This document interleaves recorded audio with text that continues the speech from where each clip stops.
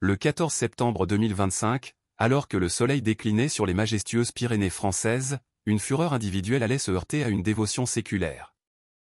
Ce qui se produisit ensuite allait bouleverser les perceptions des témoins, remettant en question les frontières entre le monde physique et le domaine spirituel. Loin d'être une simple légende ou un conte populaire, ce récit relate ce que des dizaines de personnes ont observé de leurs propres yeux. Ce que vous allez découvrir est corroboré par les témoignages de dizaines de témoins oculaires. Plongez dans ce récit pour comprendre les événements extraordinaires qui se sont déroulés ce soir-là à Lourdes. Lourdes, un nom dont la résonance traverse les continents. Nichée dans le sud-ouest de la France, cette petite ville de 15 000 habitants voit sa population gonfler chaque année avec l'arrivée de 6 millions de pèlerins. Ils viennent y chercher la guérison, l'espoir, et une transcendance des rythmes ordinaires de l'existence. Les rues de Lourdes racontent leur propre histoire. D'étroites ruelles médiévales serpentent entre des bâtiments qui ont vu passer des générations. Les vitrines des boutiques exposent chapelets, bougies et flacons conçus pour l'eau bénite. L'air y porte le parfum de l'encens mêlé à la brise fraîche des montagnes descendant des Pyrénées. Le mois de septembre apporte une énergie particulière à Lourdes. La chaleur intense de l'été s'est estompée, remplacée par des soirées plus fraîches qui rendent les marches de pèlerinage plus agréables. La ville se prépare alors pour l'un de ses événements annuels les plus importants, la fête de Notre-Dame des Douleurs, célébrée le 15 septembre. En 2025, la France avait connu des transformations démographiques profondes par rapport aux décennies précédentes. Les schémas migratoires avaient remodelé les communautés à travers le pays. À Lourdes même, la population permanente reflétait ce changement. Environ 12% des habitants s'identifiaient comme musulmans, beaucoup étant des citoyens français de deuxième ou troisième génération dont les familles étaient arrivées des décennies plus tôt. La relation entre les communautés religieuses à Lourdes avait toujours été empreinte d'une tension singulière. L'économie entière de la ville tournait autour du pèlerinage catholique. Hôtels, restaurants, boutiques de souvenirs, tous dépendaient de la dévotion qui attirait des millions de visiteurs vers la grotte, où en 1858, une jeune fille nommée Bernadette Soubirous avait rapporté des visions. La plupart des habitants, quelle que soit leur conviction personnelle, comprenaient cette réalité. Ils coexistaient, chaque groupe maintenant ses traditions tout en partageant les espaces publics. Les mosquées fonctionnaient discrètement, les églises tenaient leur service. La vie se poursuivait avec un équilibre délicat, essentiel à la France moderne. Mais cet équilibre est fragile. La procession au flambeau représentait l'une des traditions les plus puissantes de Lourdes. Chaque soir durant la saison des pèlerinages, des milliers de personnes se rassemblaient à la tombée de la nuit. Elles allumaient des cierges, formaient des lignes de procession et marchaient à travers le domaine du sanctuaire en chantant des hymnes. Les flammes créaient une rivière de lumière traversant l'obscurité, une représentation visuelle de la foi qui transcendait les barrières linguistiques. Le soir du 14 septembre, les organisateurs s'attendaient à une foule particulièrement nombreuse. La fête du lendemain avait attiré des pèlerins de toute l'Europe et d'ailleurs. Dès 18 h, des groupes se rassemblaient déjà près de la grotte de Massabielle, la cavité où Bernadette avait eu ses visions. L'air était empreint d'anticipation. Des bénévoles distribuaient des cierges protégés par des caches-flammes en papier. Les membres de la chorale échauffaient leur voix. Des pèlerins âgés prenaient place pour se reposer entre les stations de prière. De jeunes familles positionnaient leurs poussettes. Tous attendaient le début de la procession. Personne ne se doutait de ce qui allait arriver. Son nom était Karim Benjelloun, 28 ans. Né à Tarbes, une ville située à 30 km de Lourdes. Ses parents avaient immigré du Maroc dans les années 1990, faisant partie de la vague de familles nord-africaines cherchant des opportunités en France. L'enfance de Karim avait été ordinaire. Il avait fréquenté les écoles locales, joué au football avec les enfants du quartier, et le français était sa langue maternelle. Sa famille pratiquait un islam modéré, prière du vendredi, observance du ramadan, mais l'intégration dans la société française restait leur priorité. Quelque chose changea au début de la vingtaine. Des amis de l'école décriraient plus tard ce basculement. Il devint renfermé, commença à passer des heures en ligne sur des forums qui parlaient de conflits civilisationnels, de persécutions religieuses, et de la nécessité de défendre l'identité islamique contre l'empiètement occidental. En 2025, Karim travaillait sur des chantiers de construction de manière irrégulière. Il vivait seul dans un petit appartement à Tarbes. Son empreinte sur les réseaux sociaux racontait une histoire de radicalisation croissante, vidéos partagées de prédicateurs controversés, publications critiquant la laïcité française, commentaires exprimant de la colère face à ce qu'ils percevaient comme un manque de respect envers l'islam. Le 14 septembre, Karim se leva avec un sentiment de détermination qui s'était accumulé pendant des semaines. Il avait consulté les horaires de pèlerinage, connaissait la procession du soir. Il avait décidé que cette démonstration publique de dévotion catholique dans sa région représentait une provocation intolérable. Il se rendit à Lourdes cet après-midi-là. Le trajet dura 40 minutes. Il se gara sur un parking public, loin du sanctuaire. Il traversa la ville, observant les pèlerins qui remplissaient les rues.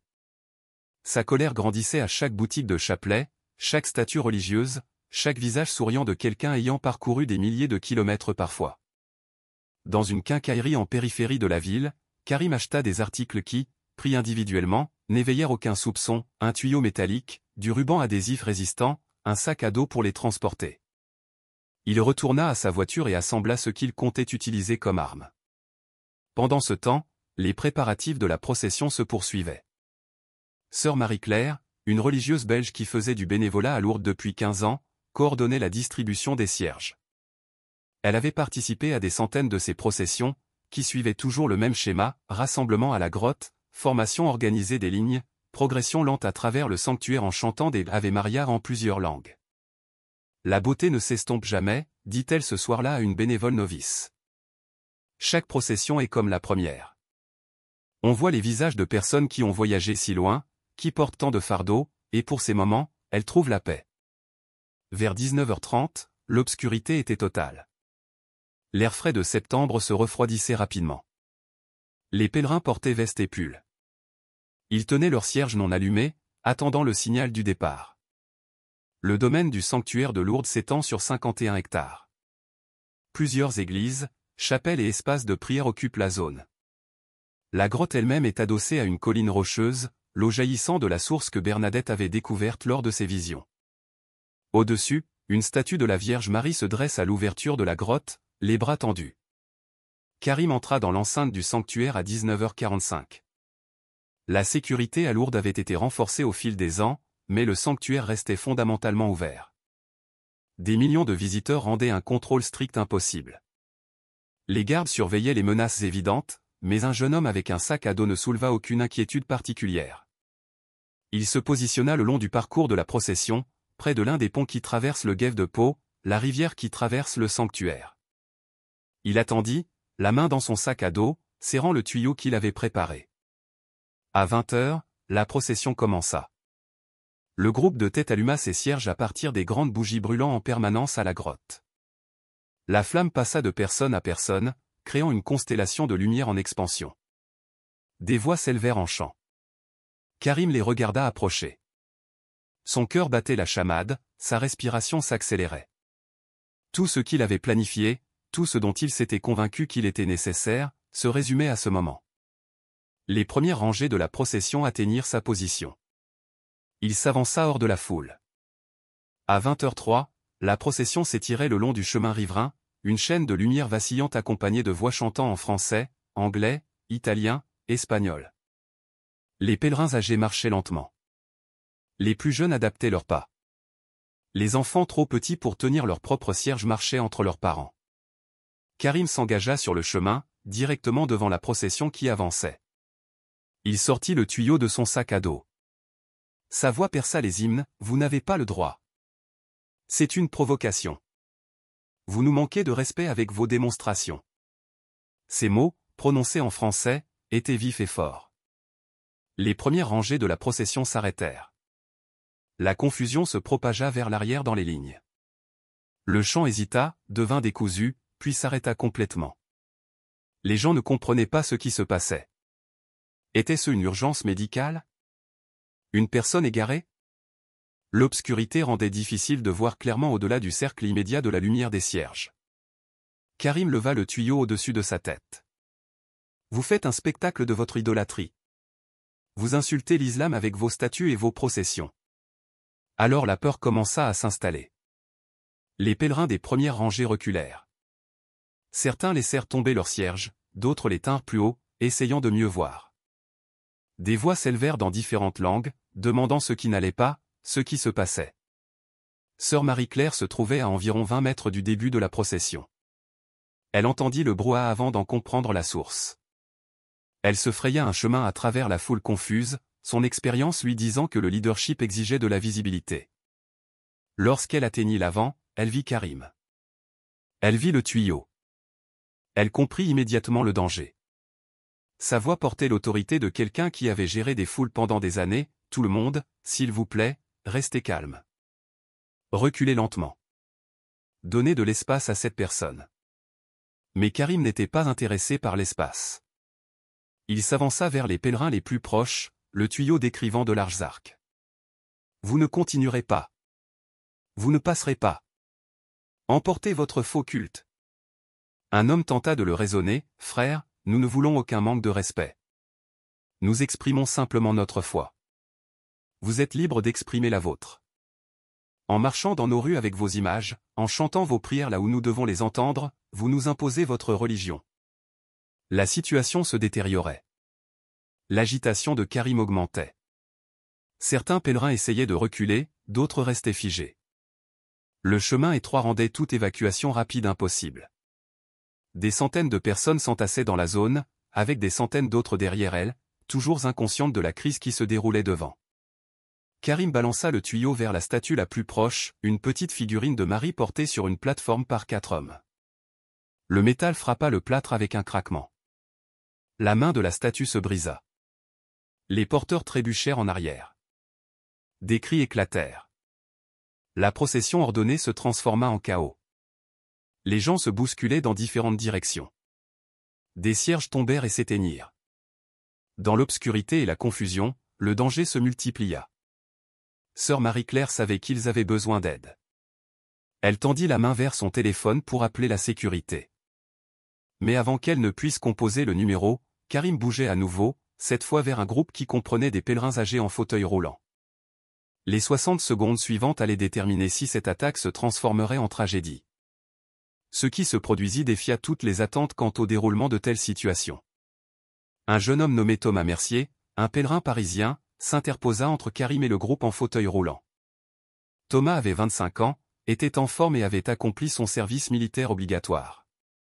Il leva les mains dans un geste non menaçant. « Arrêtez.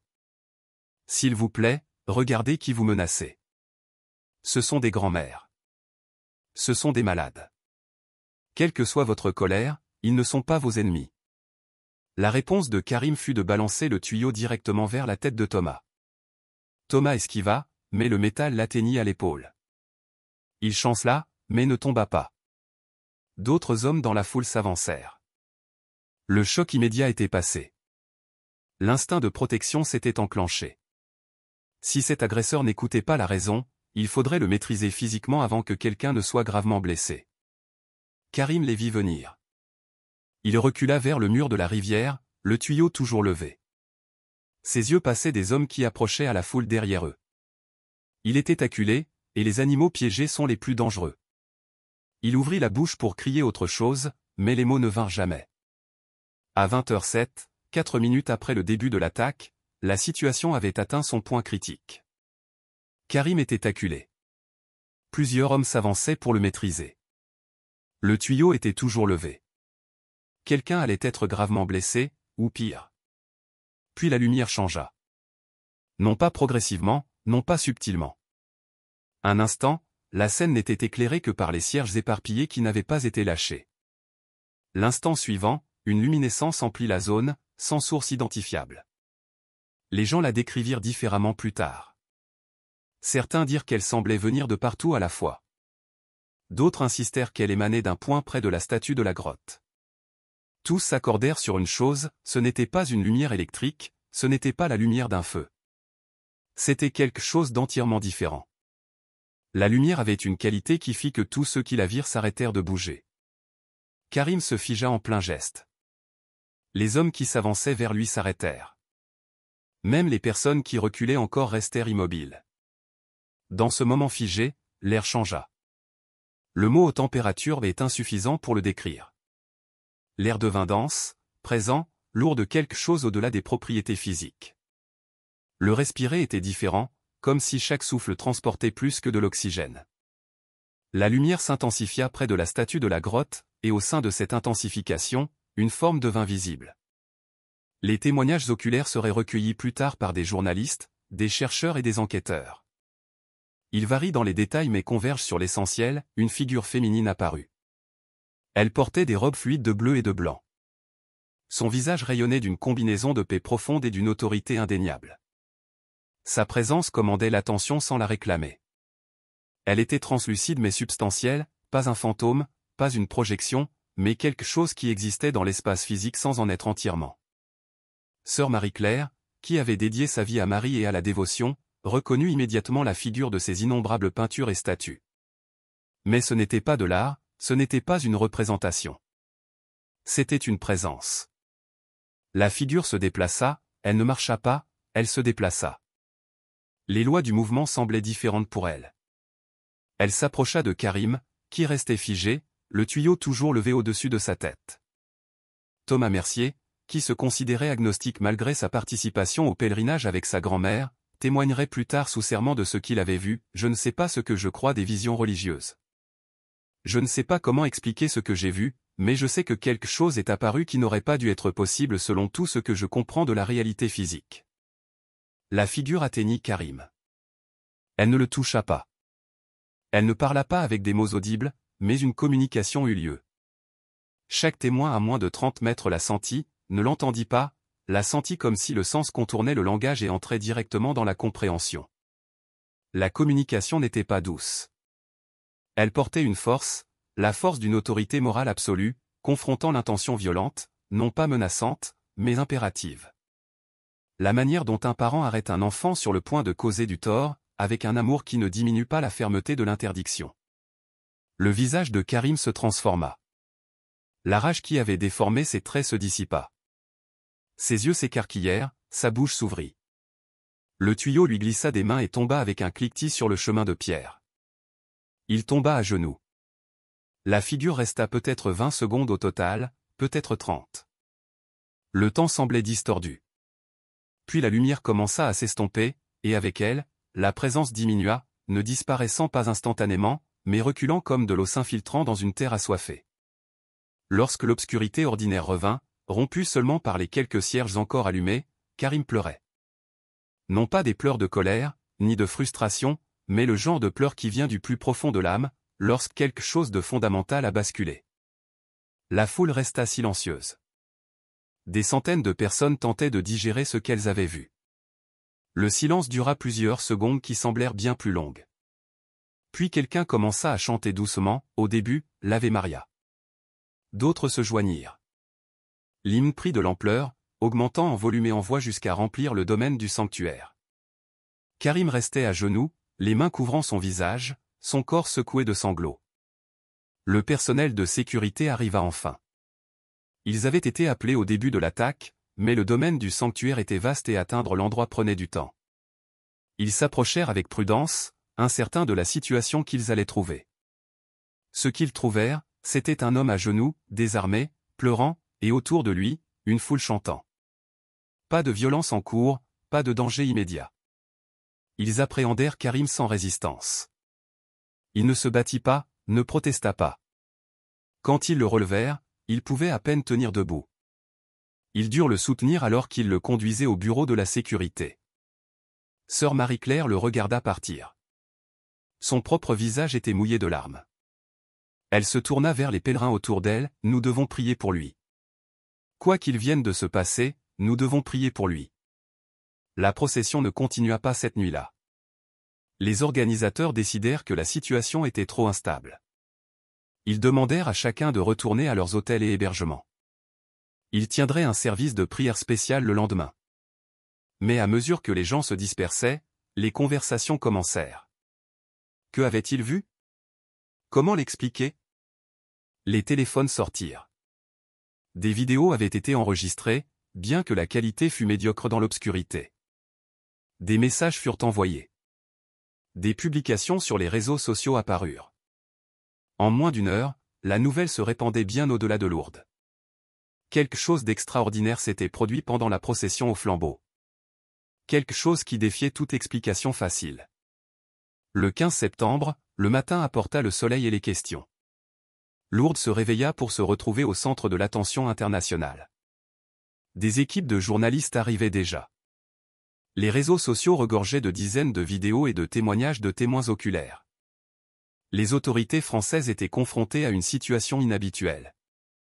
Elles avaient une tentative d'agression, un agresseur en garde à vue. Mais les circonstances entourant la conclusion de l'incident étaient sans précédent. Karim Benjelloun était assis dans une cellule de détention à Tarbes. La police locale l'Y avait transporté après l'attaque.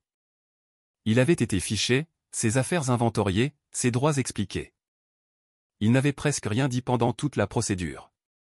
Lorsque les enquêteurs arrivèrent pour l'interroger le matin du 15, ils s'attendaient soit à de la défiance, soit à du déni. Ce qu'ils rencontrèrent n'était ni l'un ni l'autre. Karim parla clairement mais doucement. Il admit ses intentions, il admit avoir apporté le tuyau comme arme. Il admit sa colère et son plan de perturber violemment la procession. Il fournit des détails sans être évasif. Puis il aborda ce qui s'était passé pendant l'attaque, je l'ai vu.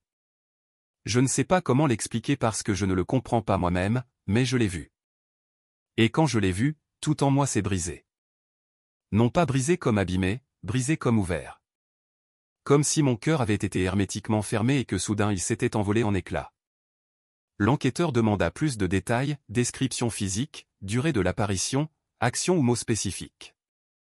Karim eut du mal à s'exprimer, elle n'a pas parlé avec des mots. Mais j'ai compris. J'ai compris que j'étais rempli de haine. J'ai compris que j'avais laissé cette haine me transformer en quelque chose que je n'ai jamais voulu être. J'ai compris que les gens que j'attaquais étaient juste des gens qui cherchaient un sens, tout comme moi, tout comme tout le monde. L'enquêteur demanda si Karim tentait de plaider la folie. Karim secoua la tête, je ne plaide pas la folie. J'essaie de vous dire ce qui s'est passé. Je ne m'attends pas à ce que vous le croyiez. Je le crois à peine moi-même, mais je ne peux pas nier ce que j'ai vécu. Pendant ce temps, de retour à Lourdes, sœur Marie-Claire était interviewée par plusieurs médias. Elle était devenue la porte-parole de facto des pèlerins témoins de l'événement. Un journaliste de télévision français lui demanda directement « Croyez-vous que la Vierge Marie soit réellement apparue la nuit dernière ?» Sœur Marie-Claire choisit ses mots avec soin « Je crois que quelque chose s'est produit qui ne peut être expliqué par des moyens ordinaires. J'ai participé à des centaines de processions. Je n'ai jamais rien vécu de tel que ce qui s'est passé la nuit dernière. Ni les centaines d'autres témoins. Mais une apparition miraculeuse réelle ? Vous comprenez, les sceptiques exigeront des preuves au-delà de l'expérience subjective. Je comprends. Mais je sais aussi ce que j'ai vu et je connais l'effet que cela a eu. Un homme déterminé à la violence a été arrêté non pas par une intervention physique, mais par autre chose. Quoi que vous choisissiez de l'appeler, cela s'est produit. La controverse s'intensifia tout au long de la journée. Les vidéos circulant en ligne furent analysées image par image. Les démystificateurs soulignèrent la faible qualité, l'obscurité, la mauvaise résolution. Ils suggérèrent une hystérie collective, une mauvaise interprétation des ombres et de la lumière, une illusion collective alimentée par des attentes religieuses. Les croyants répliquèrent en soulignant la cohérence des témoignages oculaires de personnes de différentes nationalités, langues et même confessions. La foule avait inclus des non-catholiques qui confirmèrent avoir vu le même phénomène. La question n'était pas seulement ce que les gens avaient vu, mais ce que cela signifiait. Et cette question allait guider l'enquête qui suivit. Thomas Mercier, le jeune homme qui s'était interposé entre Karim et le groupe en fauteuil roulant, donna une interview au journal Le Monde. Le journaliste nota son agnosticisme auto-identifié. Donc, vous n'avez aucune motivation religieuse pour affirmer qu'un miracle s'est produit ? Je n'ai aucune motivation, sauf l'honnêteté. J'ai vu quelque chose que je ne peux pas expliquer. Ma vision du monde n'a pas de place pour ce dont j'ai été témoin, mais ma vision du monde pourrait être incomplète. C'est ce avec quoi je suis aux prises maintenant. Dans l'après-midi, la communauté catholique de Lourdes organisa le service de prière spécial promis la veille au soir. Il fut tenu à la grotte, au même endroit où la procession devait passer. Des milliers de personnes y assistèrent, encore plus que celles présentes pour la procession interrompue. Le service se concentra sur deux thèmes, la gratitude que personne n'ait été gravement blessé et la prière pour l'âme de Karim. Plusieurs orateurs soulignèrent la nécessité de résister à la haine en réponse à sa violence. Lors du même service, des représentants de la communauté musulmane locale assistèrent. Ils se tenaient à l'arrière, visiblement mal à l'aise, mais présents. L'un d'eux, un imam nommé Hassan Khalil, demanda à prendre la parole. Les organisateurs hésitèrent. Cela ne faisait pas partie du service prévu. Mais quelque chose dans le moment semblait important. Ils acceptèrent. L'imam Khalil parla en français, sa voix portant à travers la foule rassemblée, « Je viens exprimer ma tristesse pour ce qui s'est passé. L'homme qui a attaqué votre procession ne représente pas l'islam. Il ne représente pas notre communauté. Il représente le poison de l'extrémisme qui blesse tous ceux qu'il touche. Nous sommes à vos côtés pour rejeter la violence et nous prions pour tous ceux qui ont été effrayés par ces actions. » La réponse de la foule fut des applaudissements, non pas triomphants ou festifs, mais des applaudissements solennels, reconnaissant un geste qui demandait du courage dans un moment de tension. Ce soir-là, alors que les enquêteurs continuaient d'interroger les témoins, un schéma émergea dans les témoignages. Malgré le chaos, malgré l'obscurité, malgré la peur, presque tous ceux qui se trouvaient à portée visuelle s'accordaient sur les faits fondamentaux, quelque chose de lumineux était apparu, s'était approché de Karim, il avait laissé tomber son arme, il s'était effondré en larmes. Le désaccord portait sur l'interprétation. S'agissait-il d'un véritable événement surnaturel?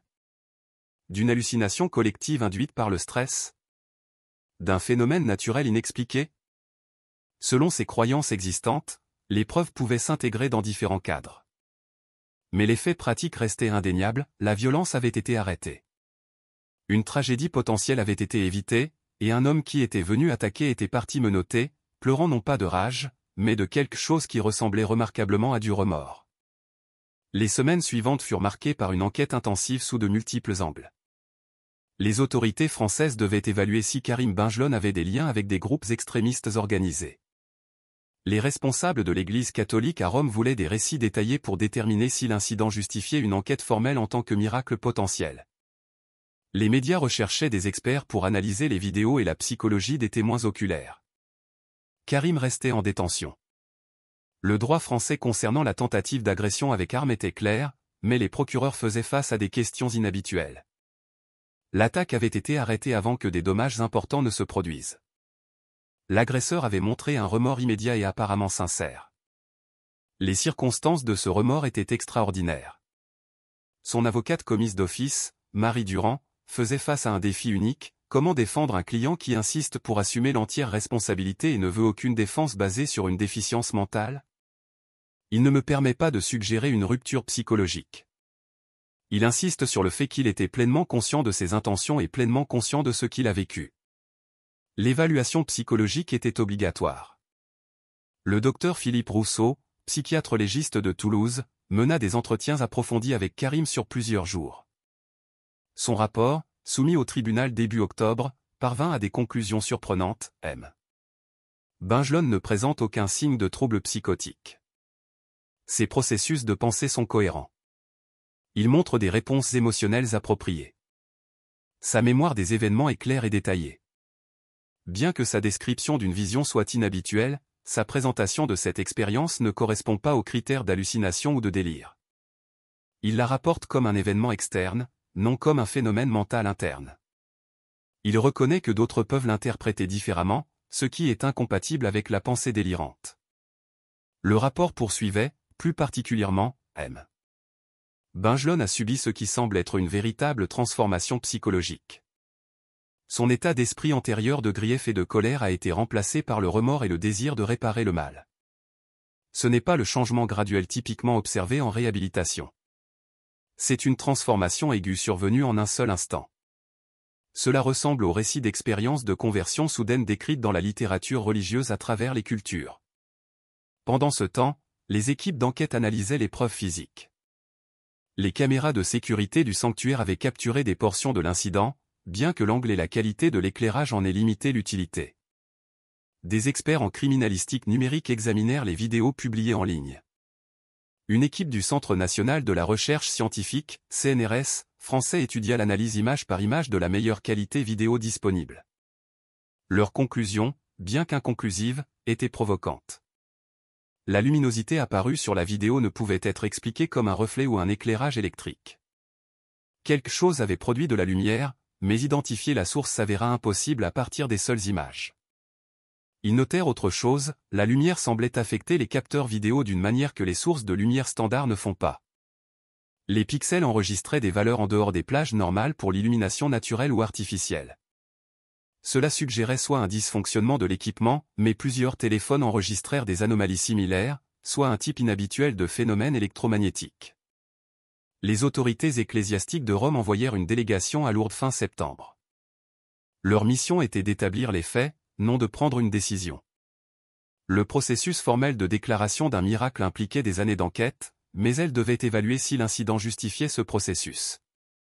La délégation interrogea plus de 50 témoins, recueillit des témoignages écrits, et examina les dossiers médicaux confirmant la blessure à l'épaule de Thomas Mercier due au coup de tuyau. Ils examinèrent la statue brisée. Leur rapport préliminaire, confidentiel mais ayant fuité plus tard dans les médias, stipulait, bien que nous ne puissions à ce stade prendre de décision définitive, les preuves suggèrent qu'un événement s'est produit qui manque d'explication naturelle par les moyens actuellement compris. La cohérence des témoignages, les effets physiques observés et la profonde transformation de l'état d'esprit de l'agresseur soutiennent tous la considération d'une intervention surnaturelle. Une enquête approfondie est justifiée. Cependant, tout le monde n'était pas convaincu. Des organisations sceptiques envoyèrent leurs propres enquêteurs. Le Committee for Skeptical Inquiry, basé aux États-Unis, dépêcha une équipe qui arriva début octobre. Leur approche fut systématique. Ils documentèrent l'emplacement exact et les conditions, interrogèrent les témoins en se concentrant sur les explications naturelles potentielles, reflets lumineux inhabituels de la rivière, effets de psychologie de groupe, mauvaise interprétation de phénomènes ordinaires amplifiés par des attentes religieuses. Leur rapport, publié en ligne à la mi-octobre, affirmait que, si les témoins croient sincèrement avoir vécu quelque chose de surnaturel, les preuves soutiennent une explication plus ordinaire. La combinaison de l'obscurité, du stress, du contexte religieux préexistant et du pouvoir de la suggestion peut produire des expériences collectives remarquables. Le phénomène lumineux peut être expliqué par de multiples lampes de poche, cierges et surfaces réfléchissantes qui se chevauchent, créant des effets inhabituels. L'effondrement de l'agresseur est cohérent avec une réaction de stress aigu face à une foule. Les deux conclusions événements surnaturels contre phénomènes psychologiques représentaient des pôles entre lesquels l'opinion publique se dispersait. Des sondages menés en France montrèrent une division à peu près égale. Environ 40% croyaient qu'un véritable miracle s'était produit. Environ 40% croyaient à une explication naturelle. 20% restaient incertains. La réponse internationale variait selon les régions. Dans les pays majoritairement catholiques, les taux d'acceptation étaient plus élevés. Dans les sociétés plus laïques, le scepticisme dominait, mais presque tous s'accordaient à dire que l'incident était remarquable, quelle que soit son explication finale. Le procès de Karim était prévu pour novembre 2025. Le parquet proposa un accord de plaidoyer de culpabilité pour tentative d'agression, peine avec sursis avec mise à l'épreuve et conseil psychologique obligatoire. L'offre reconnaissait à la fois la gravité du crime et les circonstances inhabituelles. L'avocate de Karim conseilla d'accepter, vous éviterez la prison. Vous bénéficierez d'une supervision et d'un soutien pour la réintégration. C'est une offre exceptionnellement généreuse compte tenu des circonstances. Mais Karim demanda du temps pour réfléchir. Il avait une requête, il voulait parler à sœur Marie-Claire. La rencontre fut organisée à la mi-octobre. Ils s'assirent dans une pièce privée des bureaux du sanctuaire, sous surveillance mais avec une certaine intimité pour la conversation. Karim parla le premier, « Je ne sais pas si vous pouvez me pardonner. Je ne sais pas si je mérite le pardon, mais je dois vous dire directement à quel point je regrette ce que j'ai essayé de faire. » Sœur Marie-Claire écouta en silence. Quand il eut fini, elle répondit, « La personne dont vous avez le plus besoin de pardon est vous-même et peut-être de Dieu, de la manière dont vous le comprenez. Mais oui, je vous pardonne, car conserver de la colère m'empoisonnerait, moi, pas vous. » Ils parlèrent pendant plus d'une heure de la foi, de la colère, de la transformation, et de la façon dont un instant peut tout changer. Alors que Karim se préparait à partir, il demanda, « Qu'est-ce que vous pensez qu'il s'est vraiment passé cette nuit-là » Sœur Marie-Claire sourit, « Je pense que la grâce s'est manifestée. Comment cela s'est produit, par quel mécanisme, divin ou naturel, je n'ai pas besoin de le savoir. Je sais juste que la grâce s'est manifestée. Vous êtes en vie. Personne n'a été gravement blessé. Et vous êtes assis ici, demandant pardon au lieu de planifier plus de violence. C'est la grâce. » Karim accepta l'accord de plaidoyer. Au tribunal de Tarbes, Il se tint devant la juge Sophie Laurent, « Je suis venu à Lourdes avec de la haine dans mon cœur. J'avais complètement tort. Ce qui s'est passé cette nuit-là a brisé ma haine et m'a montré la vérité. Nous sommes tous des humains en quête de sens. Je demande la chance de prouver que je ne suis plus cette personne. » La juge Laurent prononça la sentence, 3 ans avec sursis, 5 ans de mise à l'épreuve, conseil obligatoire et service communautaire auprès d'organisations interconfessionnelles. Son affectation le plaça dans un centre de dialogue à Toulouse.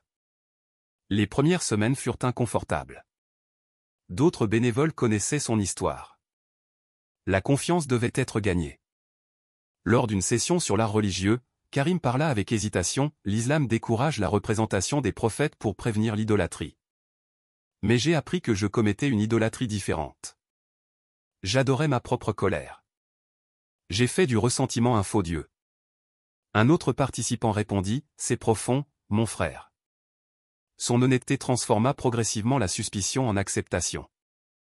Il devint efficace en travaillant avec des jeunes à risque dans le cadre du programme de déradicalisation. L'un d'eux était Youssef, 19 ans, qui consultait du contenu extrémiste dans un café. Karim partagea son histoire complète, la colère, l'attaque, l'apparition, la transformation. Youssef écouta attentivement. « Vous avez vraiment vu quelque chose ? » ?»« J'ai vu quelque chose qui m'a fait sortir de la prison que j'avais construite dans mon esprit. Une prison où toute personne différente devenait un ennemi. » En décembre, son superviseur écrivit, « Karim parle d'une expérience authentique. Il est particulièrement efficace avec les jeunes à risque. » Dans une interview, Karim déclara, « Les gens veulent une transformation instantanée. Cette nuit a été mon tournant, mais ce qui vient après compte plus. J'apprends encore, je grandis encore. » Septembre 2026. Un an plus tard, Karim reçut une invitation à la commémoration anniversaire de Lourdes. Après un débat intérieur, il accepta d'y assister discrètement. Le 14 septembre 2026, la sécurité avait été renforcée. Karim arriva tôt. Certains s'approchèrent pour dire qu'ils avaient prié pour lui, d'autres gardèrent leur distance. Sœur Marie-Claire le trouva. « Vous êtes venu. J'avais besoin de me souvenir, d'honorer ce qui s'est passé. » À 20 h, la procession commença. Les cierges s'allumèrent.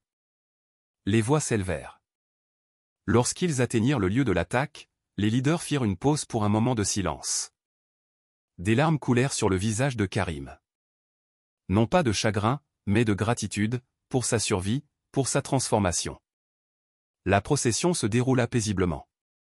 Après coup, l'imam Hassan Khalil s'approcha, « Que ferez-vous de cette expérience ? » ?»« Je ne sais pas. Je pensais que la transformation apporterait la certitude, mais je suis toujours incertain. Peut-être que cela suffit. » Un journaliste demanda, « Croyez-vous que la Vierge Marie soit apparue ? » Je crois que quelque chose m'a empêché de commettre une violence terrible. Que ce soit surnaturel ou autre chose, je ne sais pas. Ce que je sais, c'est les faits. Je suis en vie. Personne n'a été blessé. Je suis différent. Ce sont des faits. Et les sceptiques qui disent que rien de surnaturel ne s'est produit ? Ils ont le droit à leur point de vue. Je ne peux pas prouver ce que j'ai vécu. Je peux seulement vivre différemment. C'est peut-être cela le vrai miracle, choisir de rester transformé.